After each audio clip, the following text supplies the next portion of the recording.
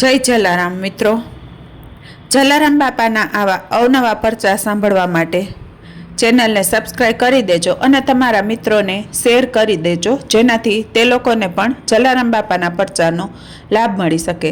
જલારામ બાપાને કોણ નથી ઓળખતું? સૌરાષ્ટ્રના એક નાનકડું ગામ વીરપુર, જ્યાં જલારામ બાપાની જગ્યા આવેલી છે. જલારામ બાપાના અનેકાનેક પરચા આજે પણ છે. ગમે તેવી તકલીફમાં હોય તો પણ જલારામ બાપાનું માત્ર નામ લેવાથી તે પાર પડી જાય છે.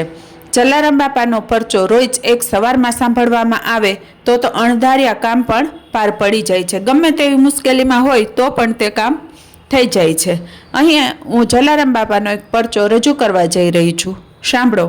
બાપા, મારા એકના એક દીકરાને નાક કરડ્યો છે. આ જોડીમાં નાખીને દીકરાને લાવ્યો છું. બાપા, ઉગારી આરો છે, એમ કહી ગોમટાનો દેવસી પટેલ બાપાને પગે પડે છે અને છોકરાને બાપા સામે સૂર આવે છે. બાપા કહે છે, ભાઈ દેવસી, ઠાકર સૌની લાજ રાખશે, મૂંઝાવમાં, એમ કહી પોતાની પાસે ભીમાભી બાપુ, બાપાના પરમ સેવક અને નામદાર ઠાકોર સાહેબના કાકા ઊભા હતા. તેમને કહ્યું કે બાપુ, લ્યો આ ચીપિયો અને જ્યાં નાક કરડ્યો હોય ત્યાં ઠાકરનું નામ લઈ અને ફેરવી દો. ભીમાભી બાપુએ ચીપિયો લીધો અને તે છોકરાને જ્યાં નાક કરડ્યો હતો ત્યાં ઠાકરનું નામ લઈ અને 3 વખત તે ચીપિયો ફેરવ્યો.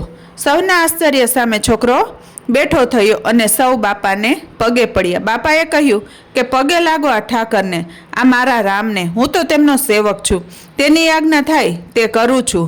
દેવસી પટેલના વંશજો આજે પણ બાપાના સેવકો છે અને પોતાની ઉપજમાંથી પહેલાં બાપાનો ભાગ કાઢે છે.